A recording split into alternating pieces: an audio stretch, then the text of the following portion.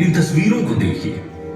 प्रक्षेपण के लिए तब छोटे रॉकेट के कलपुर्जे बैलगाड़ी और साइकिल तक से ढोए गए थे। 54 साल बाद बीते दिनों चंद्रयान-3 के सफल प्रक्षेपण ने इसरो की उपलब्धियों में एक नहीं बल्कि 4 चांद लगा दिए हैं।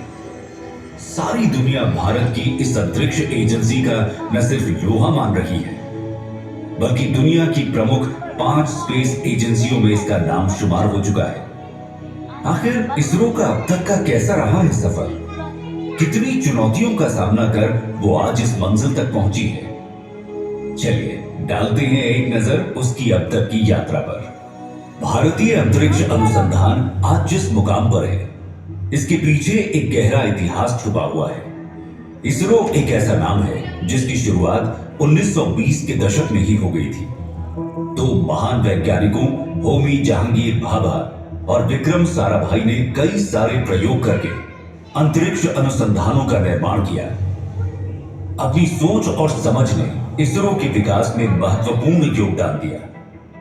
सन 1969 में इस अंतरिक्ष अनुसंधान संगठन को ही तत्कालीन रूप से इसरो का नाम दे दिया गया।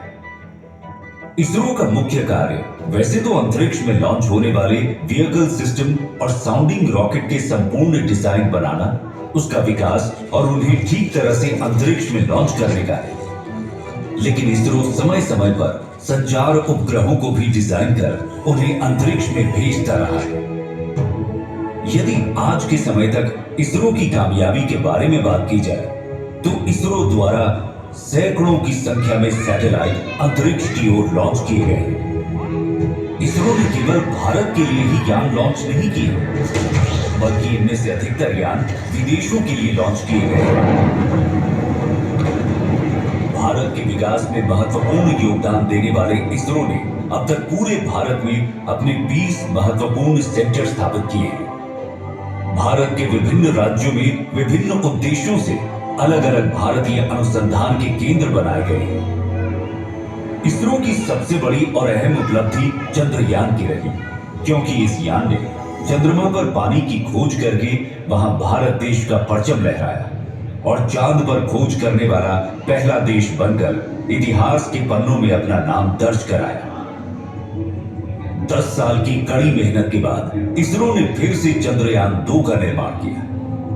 चांद की यात्रा करने के बाद इसरो ने मंगल की यात्रा साल 2013 में की, जिसे मिशन मंगल का नाम दिया गया। 2017 में भी एक ऐतिहासिक क्षण तब आया जब इसरो ने फरवरी महीने में एक ही मिशन पर 104 उपग्रहों को सफलतापूर्वक लॉन्च कर कीर्तिमान रच दिया था। फिर 2019 में इसरो ने दूसरा मून मिशन चंद्रयान भेजा और आखिरकार 23 अगस्त 2023 को चांद पर कदम रख नया इतिहास रच डाला।